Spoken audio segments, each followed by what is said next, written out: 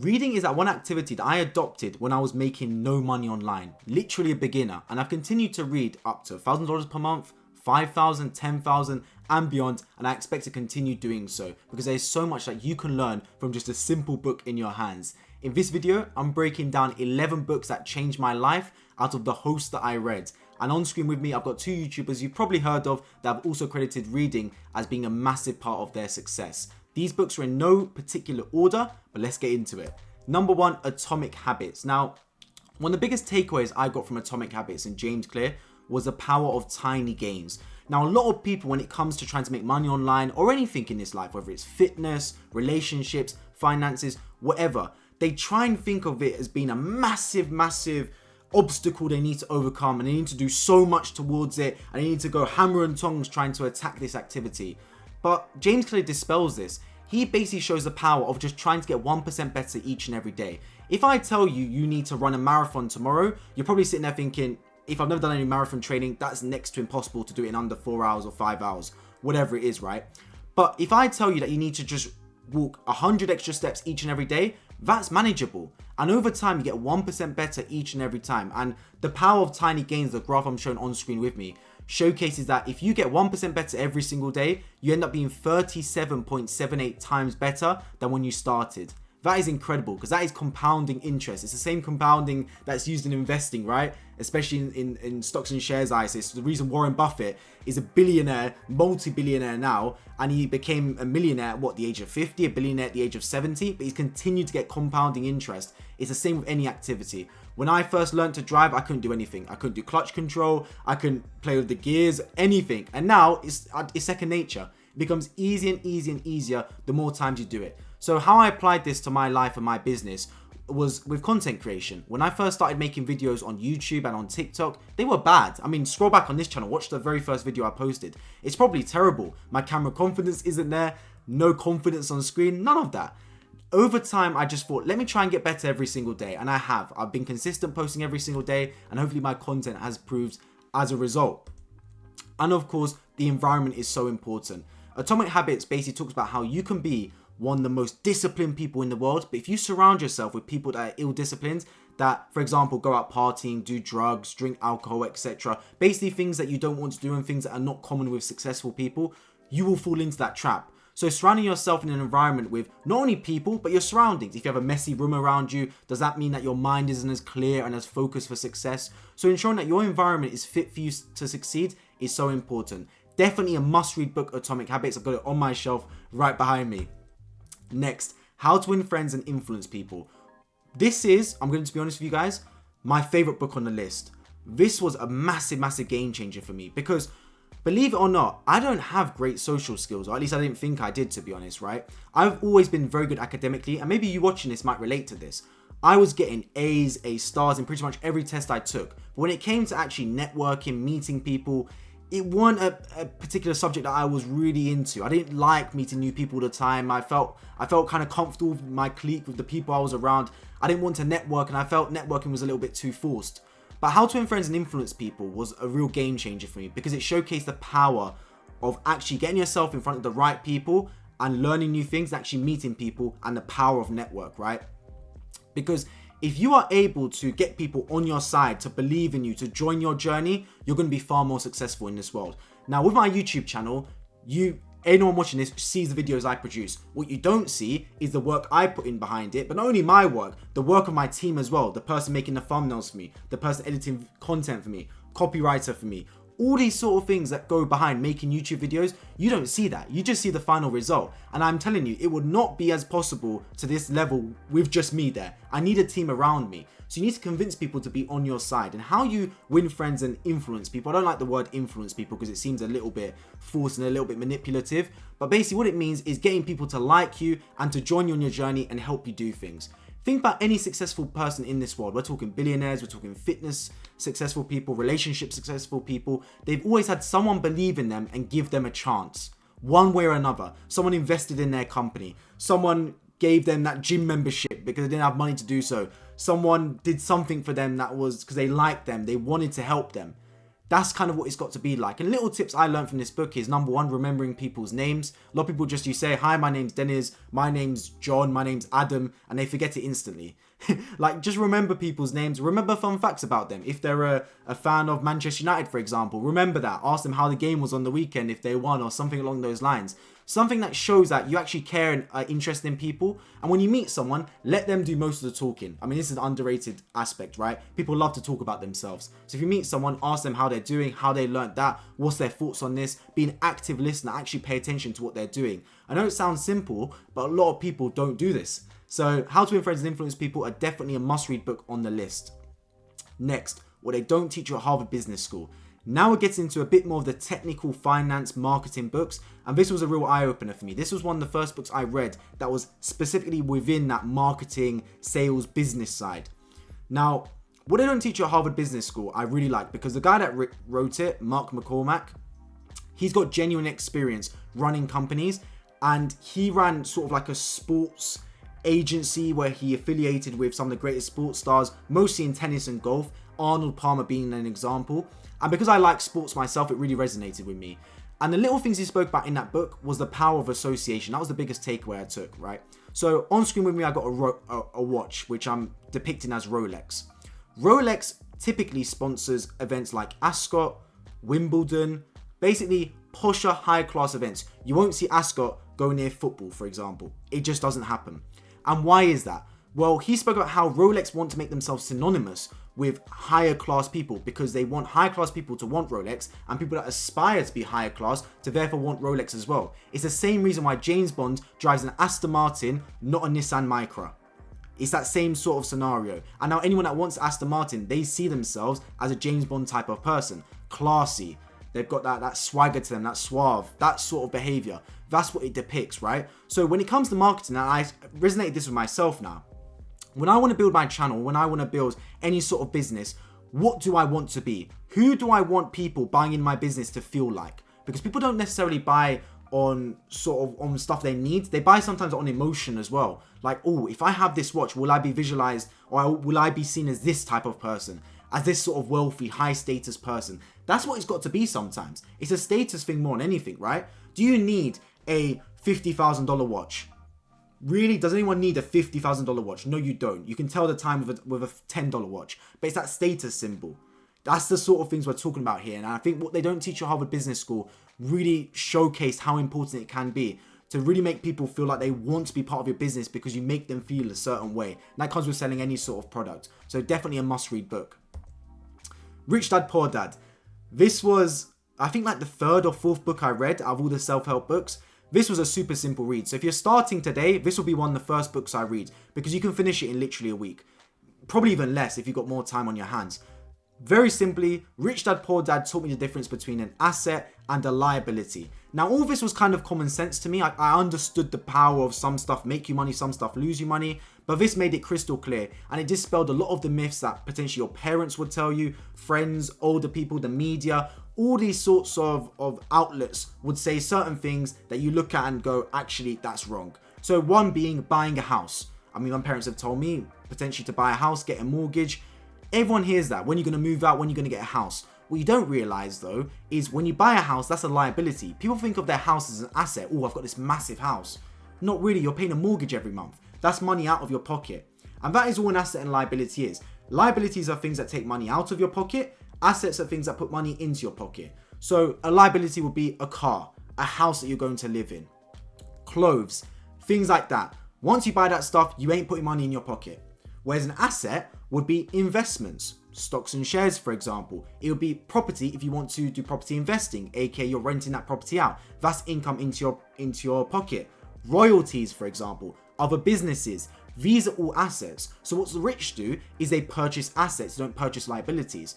When poorer people or lower class people get money, the first thing they want to do with their money is they want to buy liabilities. They want to buy that fancy car, buy that nice house. So everyone looks at them and goes, oh wow, you made it out the hood. Look at you. But really, they're not getting any richer like that. Whereas the richer people, the wealthy people, they visualize it as assets first, liabilities second. In fact, they purchase liabilities with the cash flow generated from their assets. So as soon as they get money, how can I make more money? Can I invest in this? Can I acquire this business? Can I get these royalties? Can I start property investing? All these ways that they can put money in their pocket is what they see as a priority, not things that take money out of their pocket. Really big lesson for anyone that wants to be wealthy and rich. Definitely Rich Dad Poor Dad. One of the first books I'd recommend to read because you can literally read it in a few days. Another book that you can read pretty quickly, The Art of War by Sun Tzu. Now, I've always had a fascination for ancient Chinese history and all this. I think it's just, it's remarkable that we were talking about millennials ago, right? Like thousands of years ago. You had people in ancient China that were ahead of the curve. And Sun Tzu is one of those people, right? The Art of War is just a fantastic strategy book. And the biggest thing I took away from this book is that people think wars are fought on the battlefield. But wars are really fought psychologically. They're all fought in the mind and in the brain, right? And if you can, a lot of wars actually, the enemy's defeated before they even step onto the battlefield. And you can apply this across any walk of life because business is a battle, it's a war. Sport is a battle. You're literally going to battle with the other team and with your own troops, right? When it comes to sport. Pretty much anything has an element of war to it and war strategy. And a lot of times you actually beat the opponent before you step onto the field. Whether it's the little things you do, the dark arts, like you make them wait slightly longer in the business room while you talk with your colleague to do a power play. Whether it's little things that you show them all the victories you've had in the past. Where you showcase your testimonials, for example, so people know, okay, this is someone not to mess with. Little things like this it's just paramount of how important it is to actually psychologically get in the mind of your enemy. It's a good book I'd recommend reading. It's very short. I finished it in 2 days. And 2 days of slow reading. You can finish it in literally a day. It's got barely any words each page. But what it does do is just prove that these methods from thousands of years ago that these ancient Chinese philosophers and warmongers wrote about are still as relevant today. In not only obviously in war, but in business and in life. And when you start treating business and life as a war and the art of war in a sense, then you really start to visualize everything as a battlefield and how you can take advantage. And then you see everyone playing checkers whilst you yourself are playing chess. Next, the 5 a.m. Club. Now I'm going to be completely honest with you guys. I read this book and I don't wake up at 5 a.m. even after reading it. I'm not going to sit here and go, yes, I wake up at 5 a.m. and I get a workout first thing. I meditate and I journal. I don't do all of that. I really don't do all of that. I prioritize my sleep. So I try to get 7 or 8 hours of sleep every single day. But what the 5 a.m. Club did teach me, and I'm going to be honest, it's not one of my favorite books on this list. I think when I went into it, I had higher expectations and it actually delivered. First of all, out of all the books on this list, it's actually more of a fiction book than a non-fiction book. It follows a story of these two people basically being whisked away to a private island by a billionaire there, who talks them through his routine and he teaches them the 5 a.m. Club rules, which is it's a bit far-fetched. Obviously, he's tried to go down the fiction route, whereas a lot of the other books are just pure non-fiction with anecdotes and analogies or real-life examples of what's been going on to write the book, right? But what this book did teach was two big concepts. First, the 4 interior empires: mindset, heart set, soul set, and health set. And I've actually adopted this myself. Now, what this basically says is that there's 4 pillars to your life, the 4 interior empires. And you need to make sure that you are doing well in each and every one of them. And I've started doing this myself. So mindset, psychology. Am I boosting my knowledge? Am I reading, for example? You've got heart set, emotionality. Am I doing something that can make the heart better? Whether it's giving to charity, whether it's spending time with loved ones and friends. Soul set, spirituality. Are you finding connection with a higher power, with God, for example? And of course, health set, physicality. Are you being fit? Are you going to the gym? And I focus on all 4 of those aspects, to be completely honest. Before reading this book, yes, but I put even more of an emphasis after reading this book. And what I found is that the days when I do actually focus on those 4 interior empires, whether it be the mindset, the heart set, the fitness, etc., I actually excel financially as well. I believe there's a direct correlation with the days that I wake up and go gym and the amount of money I make that day and the amount of work I do that day. There's a genuine correlation, which is funny because anyone would think if you don't go gym, if you don't read books, if you don't do this, you'll have more time to spend on your online business. But really what you do is going to the gym, reading, praying, for example, giving to charity or spending time with your loved ones, friends, positive time, not just wasting time going to a club, actually positive time spending with them, going out for dinner, etc. That actually creates positive forward momentum that you can apply, and it gives you that confidence and that sense of like, when you've got that adrenaline, not necessarily adrenaline with you, but you've got that forward momentum to apply back into your business or your online business, for example. So yeah, definitely those 4 interior empires are super important. And of course, the morning routine that is discussed in the 5 a.m. Club, 20 minutes of exercise, 20 minutes of meditating or journaling, 20 minutes of reading and learning. I don't do this, I'm going to be honest, I don't implement it, but it is a good one to start with. right? If you can wake up at 5 a.m. and do those things, you've already ticked off three of those interior empires already, and it took you an hour, and it's not even 6 a.m. yet. One thing I will say about waking up early is no one else is awake yet. So you can get a lot of productive stuff done because everyone else is still asleep. So that's a very underrated part of the 5 a.m. club. Next, The Psychology of Money by Morgan Housel. So this was a book that I read about 2 years ago. It was just coming out of COVID. I read this book, right? And at the time when I was reading it, I was really starting to become fascinated with how money works and how people approach money. I've always had a fascination towards psychology, but this book really opened my eyes as to how people view money. And I've got a list of the key ideas from this book that comes from Reading Graphics, so big up them for providing this, right? But I want to go through the key ones that I found from this book. Number 1, less ego, more savings. This was a big one. A lot of people try to look rich, but are not actually rich. And there's one thing getting wealthy, but another thing staying wealthy, right? I made the point before about people that acquire all these assets versus acquiring liabilities, whereas poorer people tend to, when they get rich, acquire liabilities like the fancy car, the fancy house, the fancy clothes to look rich, whereas the richer people are more actually focused on acquiring assets and actually being rich rather than looking rich. There's a difference, right? And the less ego you have in that sense, and the more you want to save, because at the end of the day, it's not what you make, it's what you take. That's far more important, are actually the ones that have more money at disposal and live a more comfortable life. Another thing, freedom is invaluable. I recognize this. Like I said before, I was very good academically. I was getting A's, A stars, pretty much every test I took. I could have gone into investment banking, for example, but I stayed away. Why? Because I understood investment banking would make me very rich, very, very rich. But am I time free? And that's what really matters to me. Do I want to wake up at 5 a.m., 6 a.m. every day to go to the same bank, to have the same boss tell me what to do, to make the same money for those shareholders to buy their next Ferrari and Porsche? No. I would rather sacrifice that and do something that actually brings me fulfillment, and I can be in control of my destiny, and knowing that, you know what, tomorrow I can take a trip to Australia if I want to. And who's going to stop me? That sort of thing. So that sort of freedom is far more important to me. So I think there's a real toss-up between people that say they want to be wealthy versus people that want to be free. And don't get me wrong, there is an element of needing money to be free. This isn't like back in the day we can just live off the farms. I mean, you can if you want to, but nowadays in urban society, you need some degree of wealth to be able to have freedom. You can't just sit around at home all day, especially if you want to be a high status person, a person that's seen as a valuable person to society and to the people around them.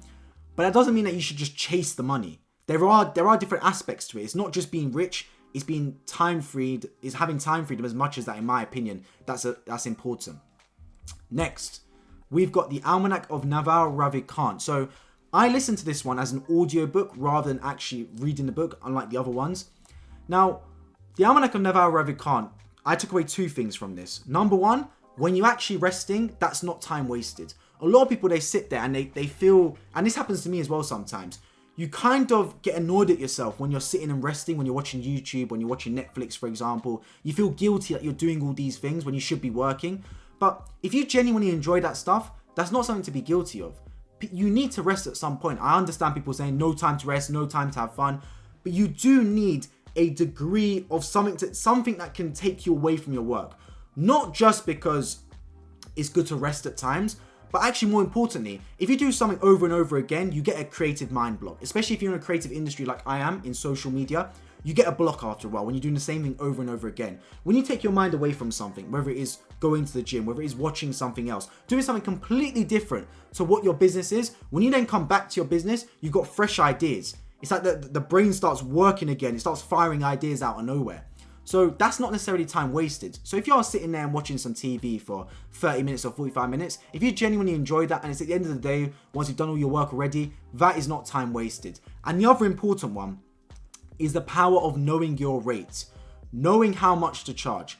Now, a lot of people, they treat money more importantly than they treat time. That is completely the wrong mindset, especially if you want to get rich. Your time is your greatest asset more than money. I don't cook. I'll be honest, I don't cook. I am probably Uber Eats and Deliveroo or DoorDash if you live in America. I am the champion of these apps. I order pretty much every single day food to my door because I don't cook. Yes, it's more expensive than cooking for myself, but this is the way I look at it. I go to the supermarket. I get my ingredients. I come home, get the chopping board out. I start preparing the food. I start cooking it. That can take an hour. Then I eat at the end of it. I take 5 minutes to eat something that took an hour to make. What is the point? Or Uber Eats something. Yes, it cost me £15, for example. Work. Food comes, eat it in that 5 minutes, back to work again. So I basically traded £15 for an hour of my time. And I will do that trade every single day of the week because your time is far more important. You've only got 24 hours in your day. You sleep for 7 or 8 of them. You're stuck with 16 hours potentially to spend. You're going to be spending some times obviously relaxing, talking to other people, having a good time. Let's say you're working for 5 hours of a day. You got to have some kind of productivity to you. So knowing what your rate is and knowing that if something is going to, for example, if someone offers me £600 for going a 1 hour walk, I'm taking that deal, right? But if someone offers me £1 to go to the end of the to go for a 1 hour walk, I'm not taking that deal. So knowing how much an hour of your time is worth is important. And anything that's below that, outsource it, pay for it. Anything that's above that, you make sure you do it. That's what I learned from the Almanac of Naval, Rakan. Next, the 48 Laws of Power. Another book that I read, I listened to, is an audiobook on the way to university, pretty much every day for like 2 weeks straight. This was a fantastic book, really good, because I like books that are easily digestible and it moves on to topics quickly, right? There's 48 laws here, so you had lots of information packed into this book. And I've got all the laws with me, but I'm going to highlight the ones that I found, actually, to be honest, the most inspiring. So always say less than necessary. A lot of people run into the trap of over talking. I do it myself. I'm not going to sit here and say I don't. But always say less than necessary, right? Understand that the more you speak, the more of a hole you're digging yourself sometimes. Next one, use absence to raise your value. Super important. Super important. Just like always say less than necessary, treat your time, treat your words like gold. Less supply means higher demand. So if you're always there every single time, you're always present, everyone always sees you, you're not seen as valuable. When you're the CEO and you come into the office, or you come down to the floor once every 2 months, everyone goes, oh wow, the CEO's here. He doesn't always make this appearance. Let me put my tie up and make sure it's extra careful. Let me put my suit jacket on. Little things like this is because his presence is valuable. If the CEO was there every single day, people start taking liberties. They start relaxing, they start reclining on their chair, don't even wear a tie anymore. Little things like this. When you make your time valuable, when you restrict your access, and this can be with anything, this can be with friends, it could be with family, could be with relationships, etc. I'm not saying do this all the time because it can have a harmful effect. At the end of the day, right? Family relationships they're important. Don't neglect them because you want to raise your power. I'm talking about this in a sense of business standpoint, right? But knowing that your presence in itself can be valued. And you look at everything in your life as a power play, as supply and demand. Every little thing, your words, your time, your money, everything about it. Are you giving too much for what you're getting back? And should you be restricting it? And should you be playing with it sometimes? That you give a lot of attention, then you don't give any attention. Little things like this, super important. Act like a king to become one. A lot of people obviously want to be rich, they want to be wealthier, especially a lot of males in this industry. They want to obviously build themselves as a high status male. Start acting like it from day one. Yes, you haven't got the money yet, or you haven't got the physique yet, of course. But there's all the money and all the fitness, all the physique in the world cannot teach you certain things that a man has. Things like charisma, for example, the ability to make decisions, to talk to people, to look people in their eyes when you speak to them, being bold, being brave, being loyal. You can't teach these things. So you might as well start acting from them on day one. So then when you get the money, when you get the physique, when you get everything else alongside it, you've already got those attributes that make you a king. And of course, stir up water to catch fish. With chaos comes opportunity. A lot of people, they like the idea of making money and doing all they like the making money part, but they don't like the yin and yang. They don't like the other side that comes with it. Sometimes you need to create some disturbances. You need to create some chaos. You need to stir up the waters. Then you'll see the fish that come out from it. Right? I really like that point, and that chapter was really good actually to read through and understand sometimes that you're going to need, when things look a little bit bleak, when they look a little bit murky, when there's a bit of chaos around, that should actually be a green light to go, hang on a minute, there's opportunities here. When the financial crisis happened in 2008, a lot of people got done dirty. They lost a lot of money. But then a lot of people realized, hang on a minute, everything's crashed. This is the best time to buy everything. And they made a lot of money from it. So when there's a lot of chaos around, when there's a lot of murky waters, that's the best time to catch those fish. Next, Think and Grow Rich by Napoleon Hill. Another early book I read, and I read the original 1937 edition. I didn't read the adapted ones. So this was obviously almost 100 years old, this book. Biggest thing about this book from me is a very simple one. Mindset. Being rich is not a bank balance, it's a mindset. And you have to understand that. how you think about yourself and how you think about money will directly correlate to how rich you will be. Now, I'm not rich. I don't classify myself as a rich person. But one thing I will say is when I look at people around me that are not as rich as me, the way they approach money is vastly different to how I approach money. Vastly different. Everything from the way they spend money on stuff, from the way they hate to lose money. Me, I view money as liquid, as fluid. Money's got to flow in and out. As long as more money's coming in than going out, that's a good thing. A lot of people say they've got a spending problem. I actually disagree. A lot of people don't necessarily have a spending problem unless you've got a big gambling issue or something like that. A lot of people actually have a money-making problem because that's your real issue. Yes, you might be spending to go on nights out or buying clothes, etc. But we're humans. We should be able to do this stuff, right? You think rich people don't have spending problems as well? They're spending money on nights out. They're spending money buying clothes, etc. They spend more money than the average person. They'll drop 30 grand on a club night or something like that, right? So it's not actually the spending problems. It's the making money problems. And that's the difference. A lot of people are so worried about what they're spending money that, oh no, I can't spend £5 ordering Uber Eats on delivery fees. I can't spend money on this. I can't waste this £3 on coffee every day. Yeah, you might save £3 not spending on coffee every day. That's what, 90 quid a month? Is that going to make you rich an extra 90 quid a month? Let's be honest. Spend the money to make money. Take risks, invest, believe in yourself, bet on yourself. Little things like this. I probably spend more money than the average person, but I also make more money than the average person my age as well. So I don't mind. And you can always fix a spending problem. That's far easier to fix than a making money problem. I can just get the spreadsheets out, start budgeting. Okay, I won't spend money on Uber Eats today. I won't do this. I won't spend money on this today. I can do that no problem if I really wanted to. But it's much easier to do that than it is to knock on your boss's door every 2 months and say, I need a pay rise. Eventually he'll go, no, you're paid this, that's it, get out of my office. That sort of vibe. So Think and Grow Rich is a mindset money. And actually worrying less about each amount of cash and spending so much time thinking, oh my God, it's so important, it's so valuable, I can't give away £5 to spend on Uber Eats. Have less of money, it's not that important. It flows in and out. There's billions of it in the world, trillions maybe, of money floating about. It's not that important, it's not that valuable. And the less valuable you treat it, ironically, the more it comes to you because you have less of a emphasis towards making it so important in your life that actually it starts flowing more. And of course, the 4-hour work week.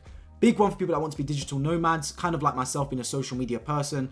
The power of outsourcing. Building a team behind you and outsourcing to different locations and letting other people do the work that you either don't want to do or can't do.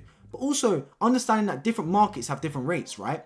Like if you're earning 10 grand a month in the UK or USA, that's decent. You're probably living kind of comfortably, but you're definitely not rich. No way are you rich. Now, if you make 10,000 US dollars a month living in Vietnam, mate, you're like a king over there, king or a queen. Same in Thailand. So different markets have different levels of freedom. So what this book kind of showed is that you could be making 3 grand a month in a digital online job in the US and be living below comfortably, to be honest. But you can take that money, you're working digitally anyway, move to Thailand, for example, move to Buenos Aires, Argentina, and you could be having the time of your life living super comfortably.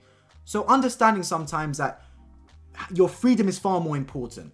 And outsourcing to different people and taking ownership over your time rather than ownership of your money is a far better way of living your life. That brings me to the end of this presentation on the 11 books that completely changed my life. Now it is your turn to let me know in the comments the books that changed your life. If you've read these books, let me know what you thought of them. And any books that I haven't mentioned, do let me know in the comments. I want to add it to my reading list. Check out my brand new free mailing list down in the description and the pinned comment as well. There I will be putting down book recommendations I've got and leaving a full link to my reading list that I've been keeping up to date for the past 3-4 years since I really got involved with reading books. Make sure you subscribe down below and importantly hit the bell notification button and check out the video right beside me as it breaks down how I went to $10,000 per month whilst being a full-time student. I'll see you right there.